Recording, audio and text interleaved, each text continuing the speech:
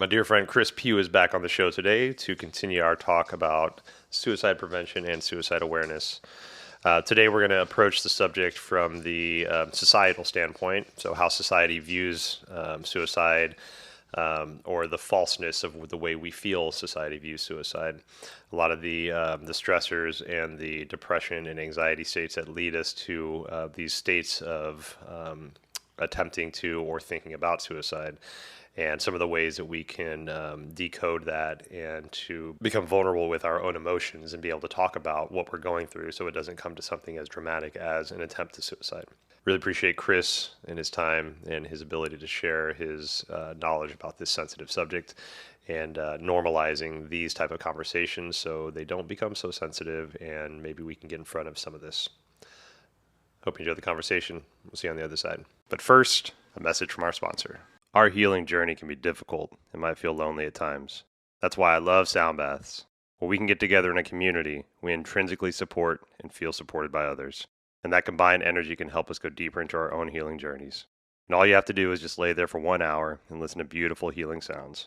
I'm a sound healing practitioner, and I hold sound baths on a regular basis in the greater Seattle area.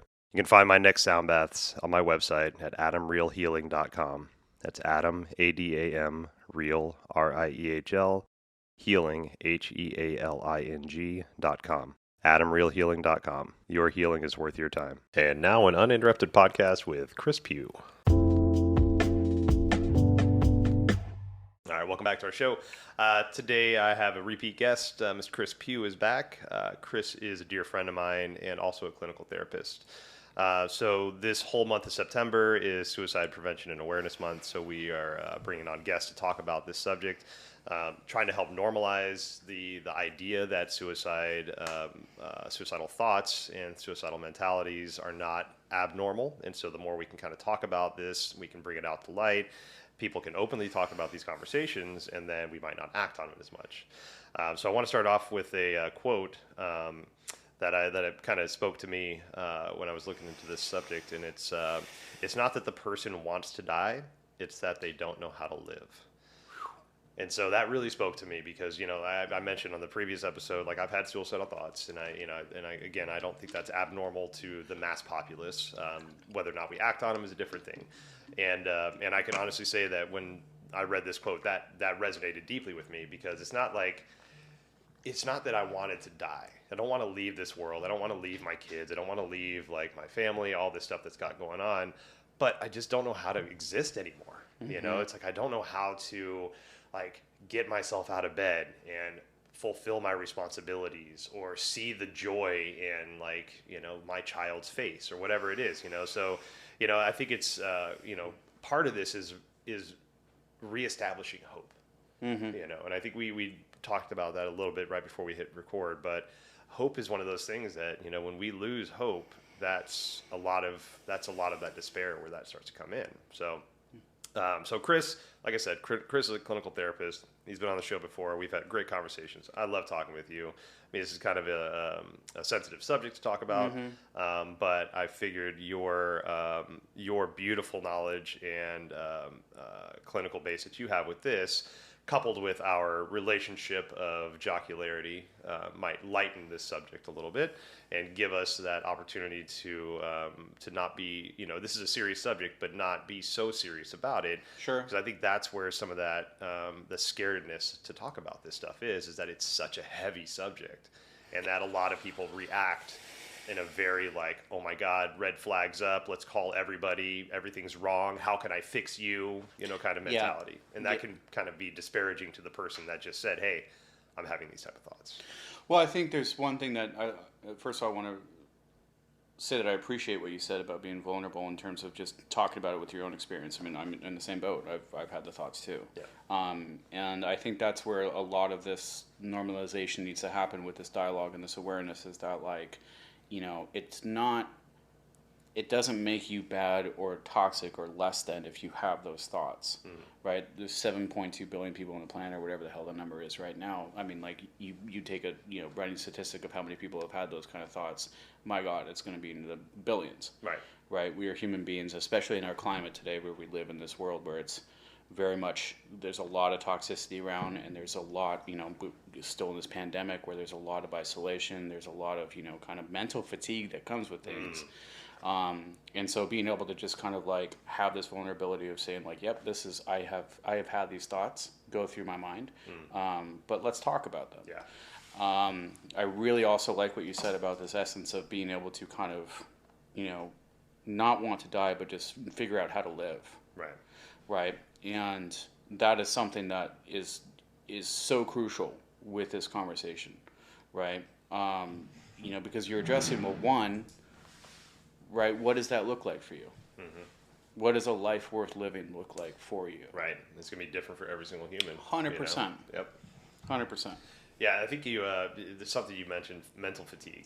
Mental fatigue is so, like, I don't think we've given enough merit to how strong mental fatigue is debilitating to us. There's a study done a while back about people that live with a type of mental fatigue, let's say not knowing where their next paycheck's coming from, living in poverty. Yep. And if you're constantly living in that state, your IQ drops by 13 points, which puts you in a point of intoxication. So just imagine every single decision you're making in life, about your life, about your kid's life, about the society you're living in, everything, you're doing it from a haze of intoxication, even though you haven't had a drink, any drugs, anything like that. And that's what mental fatigue can do to us. And so we end up making decisions we don't even realize we're doing, and we don't even realize the full impact of, because we can't think straight. We literally can't think straight. So when we have that mental fatigue, and that couples with the thoughts of despair and depression and anxiety, how do you live? Yeah. And that I think that's where that really spoke to me, is like, I don't want to die. I just don't know how to fucking live anymore. Like, this society that we live in, the pressures that we have, in the Western society, the perception of boxes we have to check. You go to school from, kindergarten to 12th grade, and then you go to college, and then you have a family, and you get a fucking dog, and you do all these things. And like, there's these boxes that you check. And I fucking checked all those damn boxes, and I was miserable as shit for the longest fucking time. But I couldn't realize it because on paper I looked good. I did all the things, right? And so, there's that expectation that we feel we need to live up to at times. And again, like, who's holding that expectation? Who's sitting over you with the fucking with a red pencil, checking off the things that you're supposed to be doing and giving you real red X's for the shit you fucked up on? My wife. Okay, yeah, Natalie, definitely. Sorry, Nat. Yes, put you on blast. But there's like, I'd say this in yoga classes. I'm a yoga instructor outside of this, and the only thing I tell people is like, all you have to do is breathe. Right? Nobody's keeping track of how many chaturangas you do. Nobody's keeping track of like how long you just held that crow pose. Nobody's keeping track of any of that shit except for maybe you. Right? So get that out of your head. Nobody's grading you. Like, just be here in your own personal moment. Yeah. And I want to touch on what you were talking about with this mental fatigue. When you look at suicide in and of itself, it's the 10th leading cause in death every year. And it's around, I think, 50,000? Somewhere in there, 40 to 50,000. 40 to 50,000. And you had said something that's kind of poetic, where it's like, well, I'm trying to answer all these questions of like how I want to live my life, or like how do I get out of this in my own head? Think about that for a second. Yeah. Like, I'm trying to fix my own head. Yep. With my own head. Yep. And it's kind of like, it sounds almost cliche, but at the same time it's like, well, yeah, you've been wrestling with these thoughts, whether it's this wicked anxiety of not being able to leave your house, whether it's major depressive disorder where you have a significant less amount of dopamine and serotonin flowing around in your brain, whether it's trauma, whether it's, isolation, or whether it's just whatever it is, right?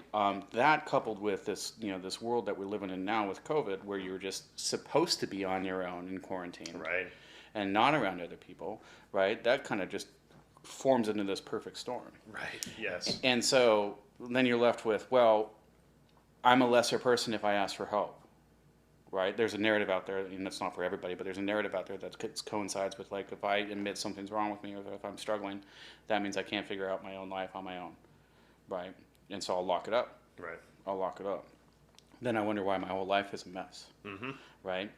And the thing is, when people start talking about these suicide thoughts that start to come in, where, maybe I'd just be better off gone. Don't really want to, but maybe I'd just be better off gone. Right? I'm not going to tell anyone that. Because then the cat's out of the bag, right? Yeah. Or then what are they going to think of me if I admit that I'm struggling like this?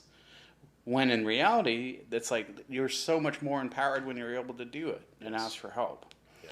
And there's this kind of, so you end up, you put it poetically where it's like you show the world one thing, right? There's this external sense of like who I am. But internally, I'm crying inside and I'm begging for somebody to help me. But I'm terrified to say that out loud. Right. And it just, and then so many people, it just goes left unchecked. And you can't, we're not mind readers. And so people get left to their own devices and they swim around in those thoughts become too unbearable. Yeah.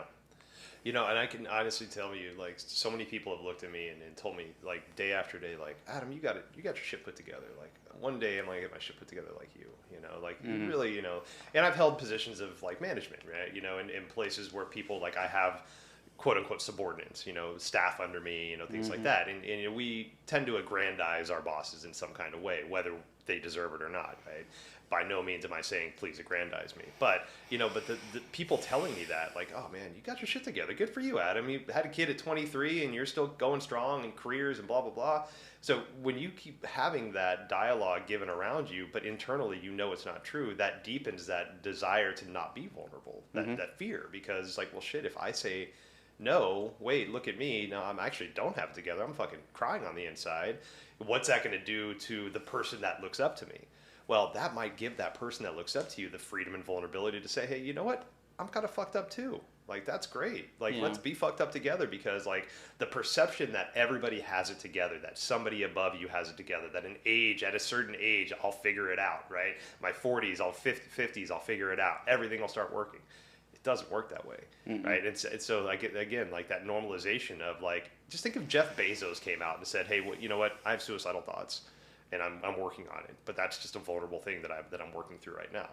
How normal that would be for like billions of people to be like, oh my God, wow, the richest man in the world, one of the richest people in the world, has suicidal thoughts. I have suicidal thoughts. Oh my God, I'm not that different. Now we can all talk about that. We can put this out into an open, instead of this thing of where it's this taboo we don't talk about. Yeah. One of the things you said about thinking your way through it, that's one of the biggest traps that I get into all the time, is that I'm a thinker. I love thinking. I love knowledge. I love knowledge base. I love random knowledge, all this shit. And so my brain is constantly working, and that's to my advantage and disadvantage.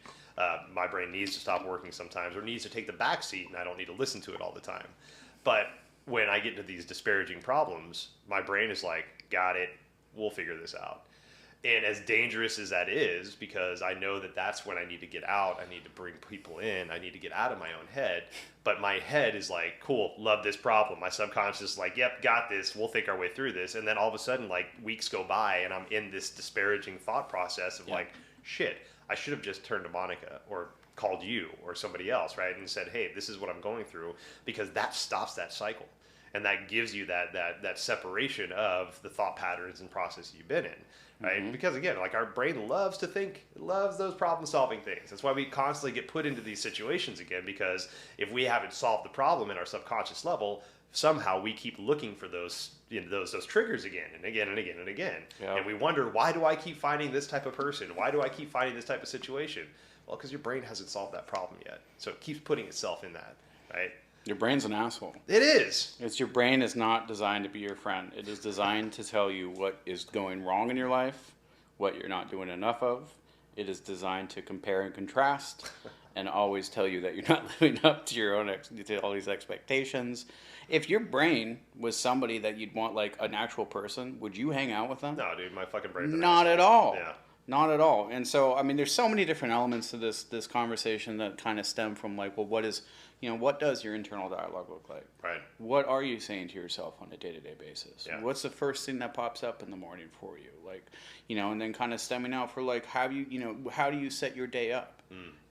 What are you doing to kind of maintain your relationships or build on your relationships? Right. How is your relationship with yourself? Right? What is, are you taking care of your body? Are you being, all these different components that come into it, but it all just kind of gets swept aside. Yeah. Right? Because we kind of get locked back in. Yep. My youngest daughter's 13, and she has this habit that she's gotten into about like disparagingly talking about herself, like, "Oh, I'm so lazy today," or just if there wasn't bad luck, I wouldn't have any luck, kind of idea, stuff like that. She's kind of clumsy at times, but she's a fucking child, right? She's figuring out her body, right? Our limbs grow on a daily basis when we're that age, right? So yeah, you don't like the spatial awareness of what things are happening. Like, yeah, fucking people are clumsy. But she always, not always, but she has this disparaging way of talking about herself. And so the other day we were having a call, and she said, and I was like, "How's your day been?" She's like, "I was lazy today. I didn't do anything. I'm trying to do something tomorrow, so I'm not so lazy." And I'm like, "All right, look, I don't want to be like, I'm not trying to harp on you or anything. No pun intended. My daughter's name's Harper. Not trying to harp on you or anything, but the way that we talk to ourselves is very important." And I kind of went into this little diatribe about like how the saying the word, "Oh, I'm lazy." You might think it's funny, but your body doesn't recognize that it's funny. It recognizes that as like a traumatic response, right? You've just disparagingly talked about yourself. So that leads to thought patterns, that leads to speaking patterns, and then we end up speaking to ourselves in negative ways, and we don't even realize why we feel like shit. Mm-hmm. So, like I told her, I'm like, take it from a 42-year-old man. I've been working on this now for at least 10 years to change this dialogue and this narrative in my brain. And it's one of the hardest things I've ever had to do. I've quit drugs, I've quit alcohol, I've quit all these things that are really, really fucking hard for the system to separate from. And I've had better luck with that than I have with just the stories that I tell myself in my fucking head.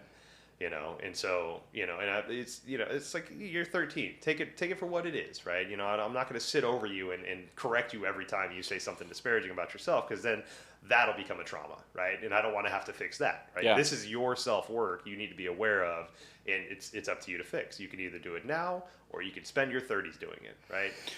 Yeah, no, and if somebody told me that when I was 13, I'd be like, dude, what? Right. But I'm glad you brought up the idea of, this adolescence, right? Because there's, we haven't got, in terms of the colleagues that I talked to, there hasn't been a lot of research within our field now that has come to fruition about the effects of COVID, right? Yeah. The effects of quarantine.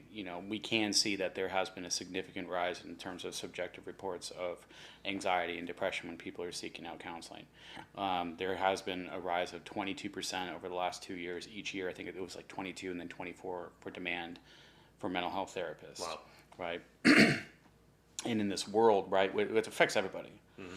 But from a standpoint of interpersonal relationships and building, this kind of self-concept for yourself as a kid between the ages of, 10 to 13 is massive. It's imperative that you be able to take what you modeled from your parents in that relationship and then, flip it to this, to your peers, right? That's right. Kind of the stages. Piaget is a really great developmental psychologist, and he talks about between 6 to 12 is like when you're talking, when you're identifying with your parents and, how that relationship works. And then from 12 to 18 is like, no, I don't want to hang out with your dad, or I don't, and you kind of go and hang out with your social group and you form these bonds. Right. And then there's this intimacy that kind of comes up because of puberty, right? Okay. Now, when you look at that from the standpoint of COVID and this pandemic and this world, this quarantine, well, we had all these people and all these kids and adolescents that were going through these stages, and we said, shoo! Right. All that, your basic natural development as a person, as a human, gets stunted and stopped. And now we're saying you have to stay inside, right? You have to avoid people, right? Being around people is bad or it's dangerous, right? Now, logically, that makes sense from a health standpoint, right? You don't want to spread the virus, but from a psychosomatic standpoint, that child is saying being around people is bad. Right. I can't talk to people, and let alone I can't see people, so I've got to go all inward, right? And so now we're seeing the manifestation of that come out with a lot of self-harm, right? And the risk of teen suicide has gone up significantly because we're just, and then it was kind of thrown with the Zoom world, right? And so that's the absence of actual human connection, right? And so we're basically, unfortunately, we were damned if you do, damned if you don't, because we didn't know how to handle it, right? And kind of still don't in some parts, but we won't get into that. But we're basically telling these kids, like, at this crucial stage in your life, go lock yourself in your room. Right. Where in a way, so I know this is a separate type of disease. Suicide isn't really a disease, but the mental awareness around it, maybe mental health around it, could be considered a disease. But cancer, right? So cancer is a disease that's pretty much man-made. There wasn't really natural cancers. Cancers like from the foods we eat, processed foods and stuff like that, chemicals that we've created, all this stuff. There was a scientist I was listening to a little while ago, and he was saying the cancer was the very first sign of cancer happened when the first person put up a fence around their property. Because that's what cancer is, separation, right? So when we separate ourselves from, so cancer at a broad-based level is when a cell doesn't realize that there's other cells around it, so it's like, shit, I'm the only one left, pulls all the nutrients to that cell, and it starts growing, and that's where the tumors come from, right? So cancer is basically a sign of separation. And so, when we put that first fence up around our property, we separated ourselves from the rest of the world and said, no, this is my property, get the fuck away. You can't be on my property. And now, we keep having this is mine, this is not yours, this is mine. We keep having this separation. And, for COVID, right? So that whole mentality with COVID, where it's now like, okay, no, you cannot be around people. You've got to separate. Now we're mandating separation. Maybe if you have a family, you can quarantine with your family or whatever that is. But a lot of people were in their own apartments without yards, without like anywhere to go. Sometimes in abusive situations, right? Where there's child abuse going on, domestic violence going on, all this stuff. And they were having to be in this household, in this melting pot of this despair that's happening. Right, so you have this like idea of this cancerousness that's happening by separating everybody, and then there's this negative overtone of mentality with despair, anxiety, depression, because we don't know what the fuck's going on. We don't know if we should wear a mask or not wear a mask. I fucking drink bleach, or should I drink hydrogen peroxide? And like, I don't know what the fuck's going on, right? There's all this information coming in from all levels of people that we think we should trust to people that are like, I would never trust you because of the way you look, the way you act, or whatever it is, right? But then like, the person from the CDC ends up having the biggest load of bullshit, and the person that you would never even look at sideways or look at twice had all the answers that maybe you should have listened to, right? So there's so much that's happening in our world that creates this separation and this mistrust and all these ideas that it's not really surprising that suicide rates between the ages of I think it was 10 to 34 went up during COVID. Sure. Because there's that's where our mentality is still being developed. Ages of 10, we're still figuring out, like you were talking about. We're, conversing with our parents, trying to learn social cues from our parents, and then so we can turn around and use those social cues in humanity. Yeah. But if we're not getting social cues from anybody, then how the hell are we going to progress in humanity? How are we going to be a part of humanity? Yeah. So now there's that internalness of like, oh, I'm going to think my way through this, which doesn't seem to be working. No, and it doesn't, and there's so many different facets too that are kind of magnifying that issue in terms of this specifically if we look at isolation, depression, and anxiety, right? Usually they will rotate within themselves, and if you're kind of looking at it from this topic of suicide, right? There is this idea that people they're internalizing all this trauma that's coming in from the outside world and the language that they see in social media, or what they can't do, or the people they can't be around, and so they get stuck in their own head, right? And when obviously we've talked about it, because our brains are so damn evil, right? They will, especially for kids in adolescence, well, anybody really, but if we're talking about adolescents specifically, like they will get inside their own head, and then they will say, I am alone, and I can't relate to anybody. I'm different. I'm less than, right? Nobody knows what I'm going through, but I can't talk to anyone. I'm not going to tell mom or dad. Right. I don't know, my relationships with my friends, what am I going to say to them? They won't understand, right? And so it starts to manifest itself in early substance use. It starts to manifest itself in extreme isolation and depression, locking yourself away, or even self-harm, or to the point where they start developing, well, I just don't want to be here. Right. I want to die. Yeah. I don't want these thoughts anymore. But I'm not going to tell anyone. I can't. And so that's, then that leads to the means or the plans or the intention behind it. And it's such a tragedy. And I was working at, I won't say the clinic's name, but I was working at a clinic for 6 months where it was really a high-risk population. And ranging from all the way from 12 years old to 60, right? And there's different cohorts or different groups. And seeing the adolescents there, right? And they would go through and they do these diary cards each day, which would be like, well, what's your emotional state? And several of the components were like, have you had any thoughts of self-harm, suicide ideation, right? Or did you act on any of those impulses? Or violence, self-harm, or suicide, right? And it's a yes or no, and then like what happened? And each day you see these, they come in, and it's like, well, rated on a 1 to 5, what's your impulse? Like what's, and some people would just be like, their baseline would be 5, 5, 5 every day, but they wouldn't act on it. But it's the 5s continue, which tells you, okay, so they're not acting on it, but they have this language in their head all day, every day, that I don't want to be here. Right. And then their parents will reach out to clinicians and say, what's going on with my kid? Like, I can't help my kid. What do I say to my kid? It's heartbreaking. Yeah. It's so heartbreaking, right? And then you can't help but look at the correlation between what we've gone through as a society over the last couple of years in terms of everybody locking their shit up. And now as we're starting to come out of it, we're thrusting these kids or thrusting people back into this world where they have no idea how to act. Right. And so it's such a panic, and your body goes into this hypervigilant state, which is saying, I'm in danger because I don't know how to form relationships. I don't know how to communicate with people. And I sure as hell don't know how to talk about my emotions or what's going on in my own head. Wow. And so it's a constant state of hypervigilance, which then leads to, I gotta get the fuck out. Yeah. I gotta get out. Wow. Do you think schools are aware of this, or have like therapists there that can help, like school counselors that can help with this stuff, or is this? I think they are, but they're just so overloaded. Yeah.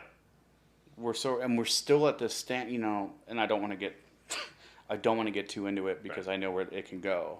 But there's the, half the population isn't really addressing it because it's like, it doesn't exist, if you will. Right.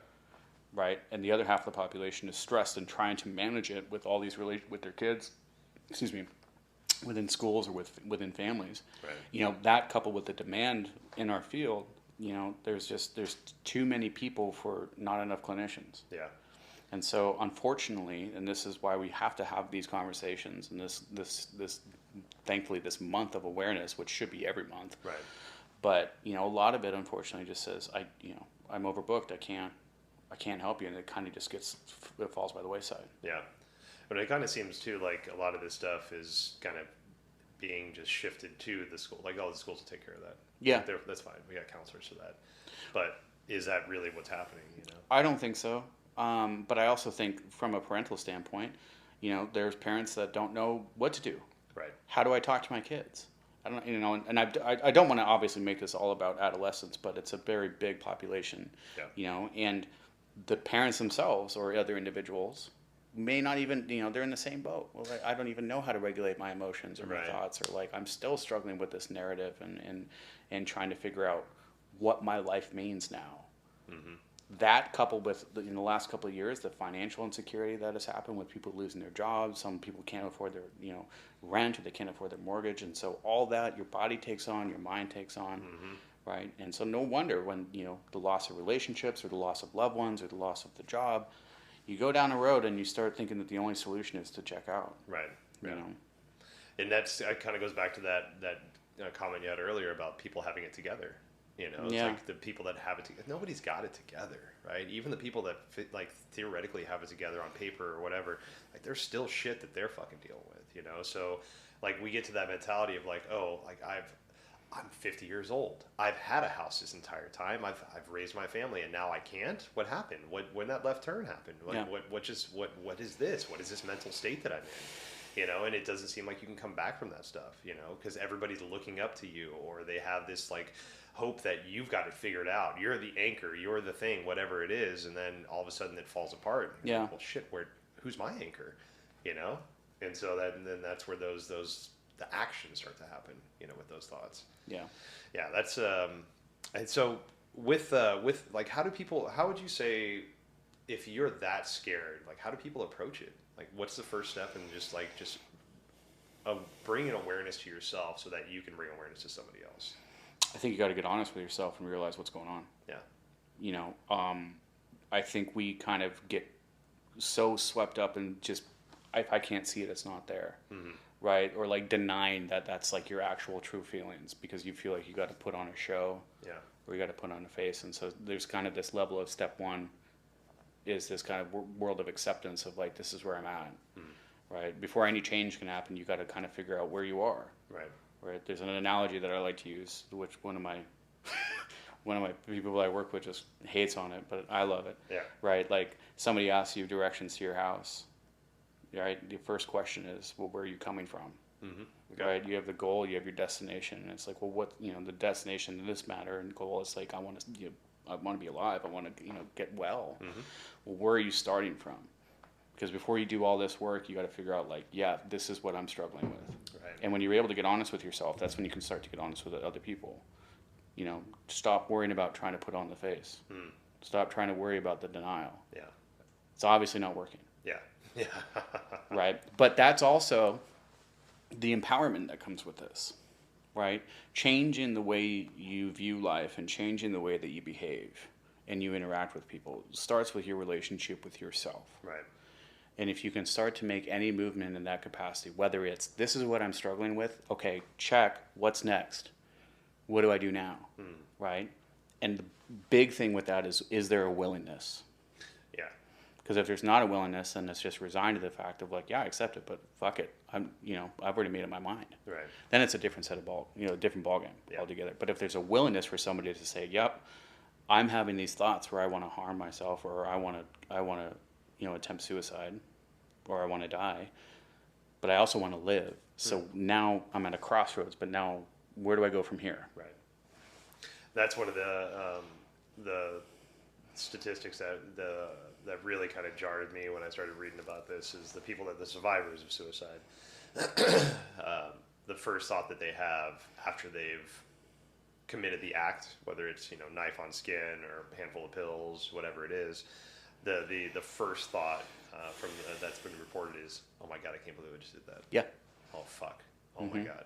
And it's like that moment of clarity finally hits of like, I can't go back to this. I can't come back from this. Holy shit. Like that's deep. That cuts deep. Oh my god, that handful of pills. Like, so, I think that is kind of hopeful in a way, because when push comes to shove, yes, you might have the final, that moment where it's like, fuck it, I'm going to pull the trigger, and that's why guns, like, that's one of my things about guns in the household. Like, I'm not against guns. I don't personally use them, but for guns, for me, like, it's too easy, right? If there's like a disparaging thought or a moment of despair, whoa, whatever it is, it's too easy to grab a thing and just pull the trigger. Yeah. Right. Other modalities, you could still die, but there's time involved. But having that thought of like, shit, I can't believe I just did that. Yeah. And that's that moment of clarity of like, okay, no, I do have something to live for. I do want to live. I do want to figure this out. Hopefully I can come back from this. Yeah. And I think there's an element there too of like, being able to, and I think there's a sense of clarity that comes with people once they kind of attempt and then it fails, right? And one of two things happens. Either they try again and they complete, right? Or they kind of have this epiphany of like, this is how, how far down I've gone. Yeah. Where, like, how do I get out of this? Right. And so then you're able to see, you're right, a lot of things that are kind of what we call life worth living goals, right? And some people it's family, some people it's they want to go to college, some people it's their partner, some people it's whatever it is, right? And those often kind of get lost in the mire, in the mud, and just kind of overshadowed with all the negative thoughts of what they aren't enough of, right, or what's going on, or the pain, right? So you're right, that does become kind of evident and clear. But a part of it is, okay, well, how can we take that and retrace our steps and start to implement that at the beginning stages of this, so we don't end up having to wait until it's almost too late to realize that those are there. Right.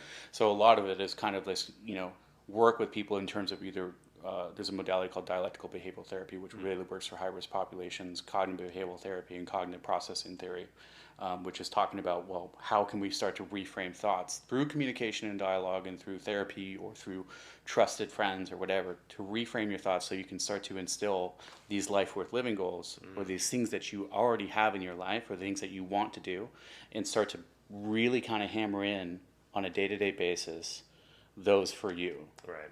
So you can start to shift the way that you start to see the world and that you see yourself. Because going back to it, like I said, those just get thrown away. That's one of the things that's really helped me in the past probably 5 years is gratitude practice. And Yes. when I wake up in the morning, I meditate, and I set, state my gratitude, what I'm grateful for. And when I go to bed, I usually fall asleep with my gratitude practice, like thankful for Monica, thankful for the podcast, thankful for yoga, all the things, Yeah. right? And that's why I love falling asleep that way, because you fall asleep like being grateful and like loving the things that you love about life.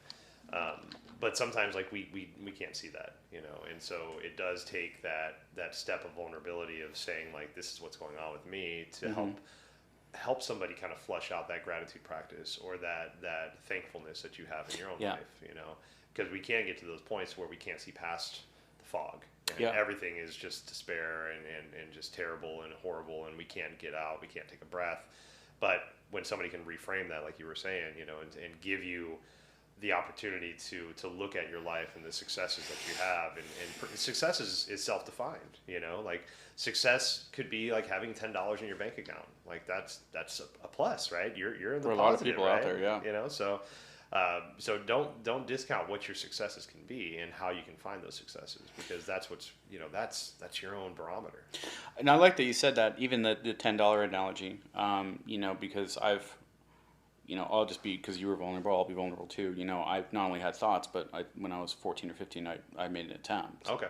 And failed, obviously, because here I am. Right.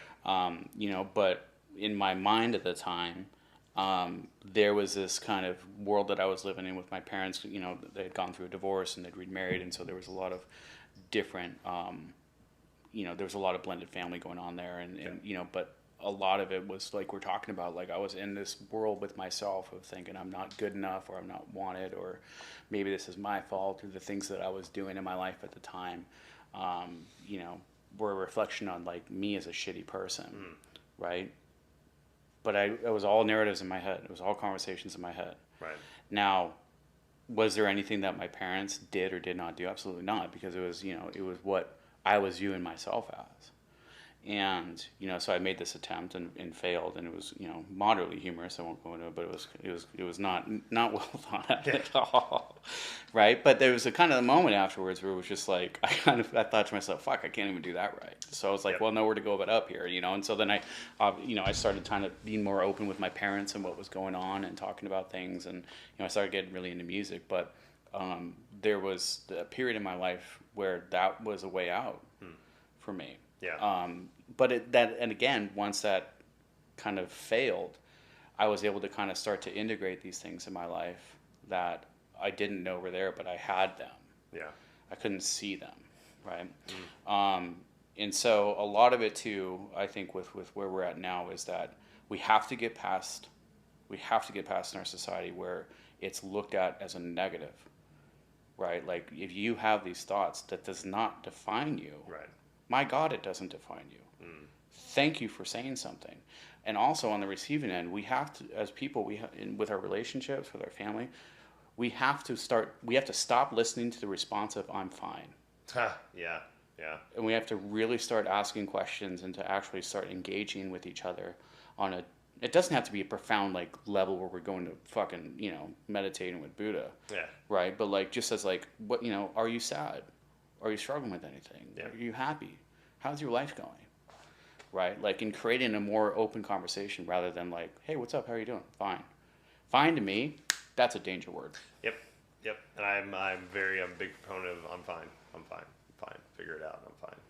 And that's been a dialogue for my every time, and it's when I say I'm fine, it's like that's me trying to think my way through something that it's not gonna work, and that's a trigger for me now, and an identifier for me, to really look at, I'm not fine.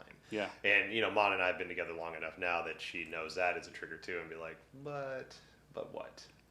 What's really going on? And as annoying as that is, because a lot of times, I used to adapt to the moniker of I'm fine, but what's wrong? I'm fine, but what's wrong? Well, I was fine until you kept fucking asking me what was wrong all the time, and now I'm pissed. Well, no, I'm not really pissed because of that. I'm pissed because now I have to identify what is actually I'm not fine about, and I have to openly talk about it. Yeah. And so those are those moments where I need to have that. I need to have that probe. And I think as a society, one of my buddies, we worked in restaurants. You and I worked in restaurants for a long time, And, you go up to a table and like, hey guys, my name's Adam. Welcome to whatever. How are you today? And let's say somebody at the table is like, today was kind of a good day. I had stuck in traffic for a long time, and dog had to throw up. I had to take it to the vet. Blah blah blah. And you're just sitting there like, why the fuck is this person telling me about their day? You asked them, right? You said, how's your day going, right? Now, not everybody's going to give you the full-on answer of how their day is, but you asked the question, so be ready for the fucking answer, right? Mm-hmm. And I think that the annoyance that we feel from people that actually honestly, earnestly answer those questions, we really need to get used to that, because like you were saying, the fine shit, like we need to get better about probing and not just accepting for face value, like, oh, that's okay, cool, they're fine. Yeah. No, they're not, right? And so, like, it doesn't have to be every single person. It doesn't have to be, like, the random person you see on the street. But it also could be, it could be. I can't tell you how many times I've gone up to, like, a person on the street and like, a homeless person and said, okay, hey, how's it going? How's your day been? And they look at me like I'm fucking with them. But then we end up having a 20-minute conversation about, like, what's going on with them as a human being, because for the past, like, however many years, months, whatever it is, they've been looked at as trash. Or not as a human being, right? Nobody's giving them the time of day. They've barely given them change, right? So sometimes, like, we just need somebody to, like, look at us in the eye as a human being and care about us as a person and really mean, how are you? You have no idea that just in those moments like that, or those experiences, can drastically, that could save a life. For all you knew, that person or whoever, like, if you're listening, like, just by asking, like, an actual, like, heartfelt question and checking in with somebody, that person could have already had a plan that night to go home and commit suicide. Right. And so it's like we have to be able to kind of get out of here, our own head, get out of our own bodies, right, our own heart, and to kind of, like, engage with somebody else and to really check in with them. And if you have 1,000 people that, like, with their inner circle and their family, all kind of creating this dialogue that's safe and open and honest, that then just ripples out. Yeah. We got to get out of our own the resistance in our own head and our own discomfort. Yeah. And be willing to check in with people and to actually see what the hell's going on in their life. Yeah. You had mentioned something about like a training, or like how are we prepared for this. There's most people are CPR certified in some kind of state or some kind of way, whether it's through their job they have to do, or but a lot of people understand, like, CPR and basic first aid and all that shit, right? Online, yes. Yeah. I went to DeVry, yes. Yeah. No offense to DeVry graduates out there. But there is actually, a type of suicide prevention training. There's two out there I found. One's called self-talk and one's called the assist training. Mm-hmm. And so, having those as regular trainings for people in workplaces, right? Yeah. Like, I can't tell you how many times I had to go through sensitivity training as a manager, or sexual harassment trainings, first aid stuff, all that stuff. Like, it's standard operating procedures. Even now, like, fuck, and think about what you want, but critical race theory is now being trained into corporations, right? So now we're getting as outside of the box as whatever you want to call it. But so I would hope that these type of trainings would start to make their way in as well, because I can tell you, like, I've had people reach out to me that were suicidal, that I was their boss, and then they would reach out to me and I'd have those moments and talks with them. Yeah. Luckily, I was trained into, like, how to talk to humans and how to have conversations, and I wasn't never trained in, like, suicide prevention, but how to hold space for a human being, how to treat them like a human being, how to actively listen so that they feel heard and that you're not just shoving your advice down their throat. Like the holding of space, right? That was gifted to me, right? That's not a regularly trained thing, right? So I would love to see this type of training be put into those workplaces. Yes. Not to put that on the boss and say, like, you're going to solve their problems, but in the world we live in, we spend more time at work than we do in our families and at home, right? If you have a family, but we're spending anywhere from 8 to 12 hours a day at work, and then maybe finding time to decompress for a couple hours, whether it's through drugs, alcohol, watching TV, running, exercise, whatever it is, whatever your modality is, and then turning right back around and doing it again the fucking next day. Yeah. Praying for a weekend so you can actually have time off so you can reset and go back to work on a Monday, or maybe you have to work that weekend. And it's like, there's so much stress and anxiety and depression built into just our normal everyday living, that I don't think we really realize how impactful properly training the people in our schools and our workplaces and things like that to handle this, because that's where we're spending all of our time now. Yeah. No, and I agree with you. It's interesting that you brought up the like the sexual harassment training and the sensitivity training or the critical race, all these things. And we're just now getting to a point, thankfully with employee assistance programs or things like this, or just awareness, where it's like we're kind of getting to, I'd like to think we're getting past the point where it's not a hush-hush topic anymore. Yeah. Right. And so being able to kind of like have things like that, where like implementation into the workplace, I mean, it would make a vast difference. Yeah. What do you think about the, was it maybe in the past 5 years, they have the right to die states now? Yeah. How do you think that's impacted suicide? Oh boy.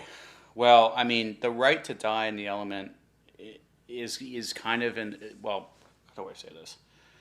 The way that I look at that is, obviously it's catered to elderly and people that have like got terminal illnesses. Terminals, yeah. Right. And it gets into the will, this topic of autonomy over free will and like your own life. Right. Right. I think suicide is still illegal, isn't it? Yeah, you can't go to jail for it. Attempted suicides and shit like that. Yeah. Yeah. I think in my opinion, I think it's affected suicide in a more healthy manner in terms of giving people the right to die on their own terms, as it pertains to like if they're struggling with a terminal illness. Right. I think that is a decision, right, that is based solely on the person that is struggling with it. Mm-hmm. I do not believe that I should have any say in terms of what you should do with that. Like, I know if I had stage 4 cancer and I had a couple of months, right, and I had that opportunity, right, could possibly save my family the struggle of watching me in my final stages, the medical bills, all these things, right? Now, with that, as it pertains to suicide, right, I think you have to go through 3 different medical observations with doctors or clinicians or something like that. Yeah, there's quite a process. There's quite a process. So it's not like you can just, on a Tuesday be like, all right, let's go. Yeah. Hook me up, doc. Hook me up, right? Cartwheel out of bed. It's all done. So I don't know. I think that there's other elements that have greatly affected suicide in terms of people having access to means. The climate of their society now. But I think I'm a big proponent of the right to die. Yeah, I am. Yep, I agree. I'm right there with you, because I think I've heard read so many reports in cases of people that chose to take their own life because they were terminal and they didn't want to deal with living out that terminality, and sure, or the financial burden that they're going to put on people. Yeah. So yeah, there is and it is your life. You do have the right to take it. There are those parameters set up there. Like you were saying, you meet with a certain amount of doctors, clinical professionals to make sure that you understand the gravity of what you're doing and what you're working towards. Mm-hmm. But on the counter of that too, what I love about the age that we're in is that a lot of states have been decriminalizing plant medicines, and so pretty much all up and down the West Coast now, plant medicines only took a couple hundred years. Yeah, exactly. Grows from the earth, but you can't have it. Sorry, but so with things like psilocybin, for example, so mushrooms, magic mushrooms, cubensis. One of the things that they're finding with that medicine is that it helps people with that acceptance of the end of life, right? It gives you an understanding that, whatever that religion, spirituality that you have, it enforces that. And so let's say that you believe in reincarnation. So that journey will help you really deepen that understanding of what reincarnation is and give you the understanding that, like, this isn't all it. You're going to have something else. Sure. If you believe in religion, then, that's like that idea of that you're going to go to heaven and be with God and have all the things that you need, right? Mm-hmm. So it really gives you that vision of what you're looking for to help release that anxiety of like, shit, I'm going to die. Yeah. So, as much as we have the way out now, the legal way out of, you being able to take your own life if you need to, there's the parameters, but there's also the medicine that will show you how beautiful the remainder of this life can be and how you can accept that and be there present with your family, with your friends, with your loved ones, and exit in a graceful way. So there's like the dichotomy between the two. Yes, you can take a legal way out now, but there's also this medicine that might help you like show you something more beautiful that you never saw before. Well, it's also, I mean, like and I like that you brought that up. And the first thing that came to my mind was like palliative care with death doulas that they have now, which are really from a holistic standpoint are really kind of gaining some traction. But it's the same, concept of like if I've tried chemo and I've tried all these things, we're using cancer as an example, but like, and it's not worked, I can have the choice to go home and just, palliative care. Yeah. How is that different from right to die? Right. Yeah.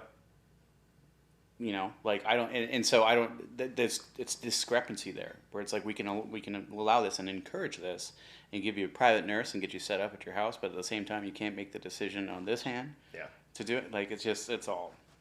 Yeah, and I think we're finally getting to a point to where we can look at and see how kind of, I don't know if absurd is the right word, but maybe just things just don't really match up the way they used to. Like what used to make sense doesn't now make sense. We used to not have a mentality for it, or maybe a medical procedure for it, or whatever the case is. But as we grow as a society and as we adjust, we adapt to that as well. Mm-hmm. Like I think one of the biggest arguments about the lack of adaptation for systems is the government, right?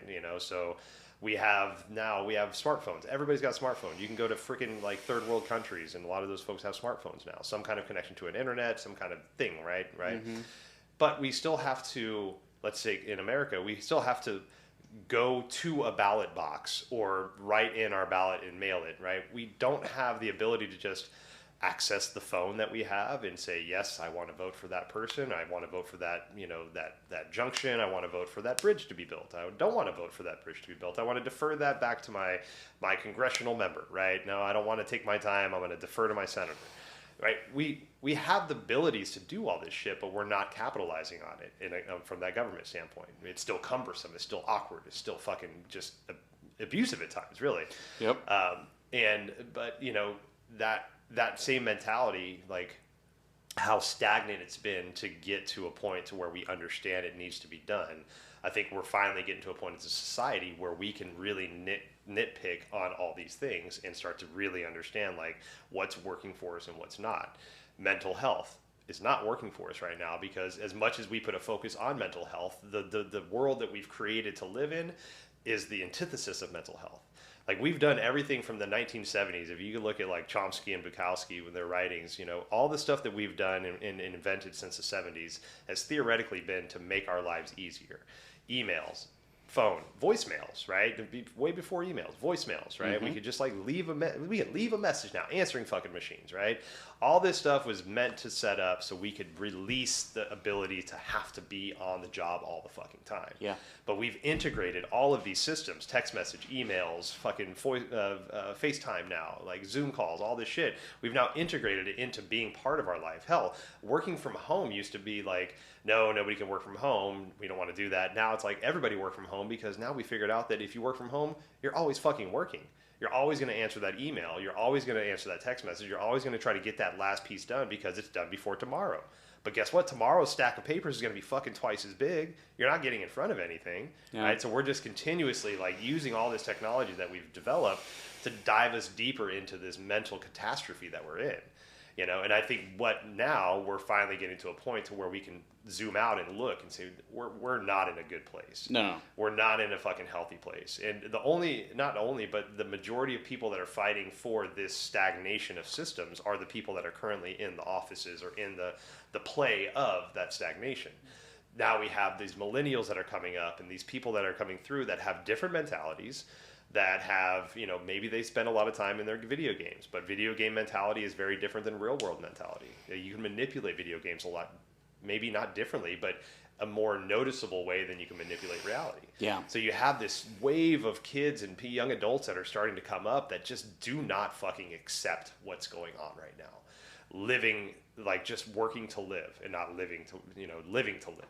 I'll work like 20 hours a week so I can have a paycheck and have some shit to do, but working 60 hours a week so that you don't have any fucking time to do anything outside of just getting prepared to go back to work, right? So the mentality, I think we're finally getting to a point to where we understand it's not healthy. We got to do something about it. So hopefully, all of this encompassingness, will start to be addressed. Yeah. In some kind of like holistic way where we can look at the human being and not the benefit of what that human being can offer. Show's over. I got nothing more to add. No, I think I 100% agree. I mean, I don't know how I can explain. It was beautifully put. I think now, where we're at, it's a tragedy in terms of how long it's taken us to get here, to realize that shit's not working. Yeah. Yeah. Yeah, and it's not, but but it gives me hope to know that there's people like yourself that can turn to, that is a clinical therapist that we can turn to. But I think one of the biggest things that I want to kind of leave everybody with this is it doesn't have to be a person with alphabet letters after their names, No. right? It doesn't have to be somebody that's got the degrees, right? That Right. has it can be your fucking friend. It can be your bartender. I mean, I honestly, I can tell you how many people have opened up to me when I was a bartender. The random face that just pours cocktails sitting at the end of the bar on a dark, empty Wednesday night, and all of a sudden, I'm your therapist. Yeah. And that's fine, right? You utilize whoever's around you, because maybe you just need to get the shit off your chest. I would agree. I mean, 100%. I think the biggest thing that, people can really grasp with this is, if you just acknowledge that you need help, my God, you have come leaps and bounds. And you have just made massive strides in just being able to take one step forward, right? It is not at all, you are not a lesser person for asking for help. It is not a reflection of you not being able to handle life. It just means that you want something better for your life. And I can't tell you how many people that, I've seen come and go, and then not come back because they buried it. And they thought that I don't want to bother anybody with what's going on. Yep. And so there's hotlines out there, the 988, there's a suicide hotline, there's therapists, there's employee assistance programs, there's free groups out there, there's family members, there's friends. It doesn't matter. Yeah. If you just take that one step and get out of your own head, my God, it will do wonders for you. Yes, most definitely. Yeah, thank you for that. Thank you for that. So find your help, be vulnerable, admit that there's something that you need help with. Yeah. There's nothing wrong with that. Absolutely nothing wrong, and it Nobody's makes got all you their shit stronger. together. Yeah. Well, thank you, brother. I appreciate you, your wisdom, your vulnerability, and look forward to having you back, man. Thanks for having me, man. Yeah, stay safe. Yeah, love you, brother. Love you too. Thank you so much for spending time with Chris and I. If you are in need, there are suicide prevention hotlines. There's also the number 988 that you can call to get help. Talk to a friend, talk to a loved one, talk to your random person on the street. Give us an opportunity, give somebody an opportunity to help you. Your life is worth living. Obeisance and love. We'll see you next time.